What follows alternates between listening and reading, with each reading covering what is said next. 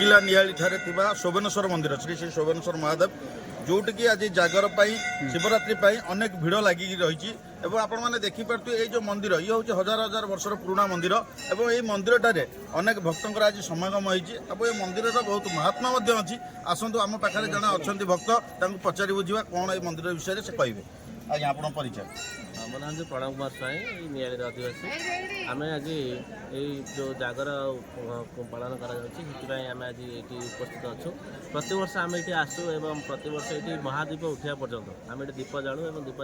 दीप जाली महादीप उठा पर आम ये जाऊँ बहुत भल लगे ये गोटे जो महाल अच्छी आज पूजार बहुत सारा लोक मान समागम हुए ये बहुत भल लगे शुणा को मिले जे मंदिर किसी महात्मा अच्छी माने विशेषकर जो चोरी फोरी हुए भल मंद हुए ये सब जिन चढ़ा पूर्व गोटे किसी विषय किसी कहे छोट बड़ शुणु ये गोटे नौकरिया ठाकुर अच्छी जे आगुरी सब जो चोरी फोरी हुए सी आसते ये हलप करने बहुत महात्मा ये अच्छी तेणुक लोक मैंने भय करती प्रथम ये पाद देवाई कहीं जी भी से मिछ कहे बहुत अनिष्ट हुए आम शुणुचु तेणुक ठाकुर बहुत बड़ महात्मा अच्छी आप परिचय मो ना नवीन कुमार साई ए मझीगंड नियाली मुझे प्राय सुवर्णेश्वर महादेव हूँ प्रसिद्ध देवता ये चारि आड़र लोक ये आसी समागम हुए ये शिवरात्रि ये दिन ठारू राति पर्यंत जागर पूजागर रहीकि माने दीप जालिया पर्यंत अपेक्षा करती ये गोटे आगुरी पुरातन कालू गोटे मुक्ति मंडप अच्छी जहाँफल से मंडप को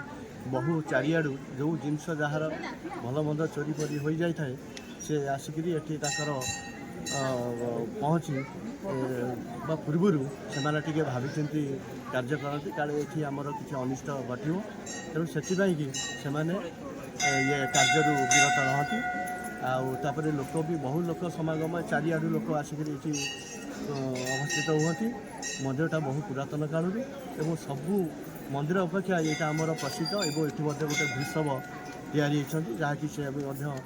भारतर द्वितीय स्थान में अधिकार कर तेणु सबू लोक प्राय बहु समागम होकर आसिक पहुँच शुणी पारे बर्तमान जड़े भक्त आम शुणिले एठार गोटे वृषभ तैयारी जोटा कि ऑल ओवर माने इंडिया रे से केवल 2 नंबर स्थान पाई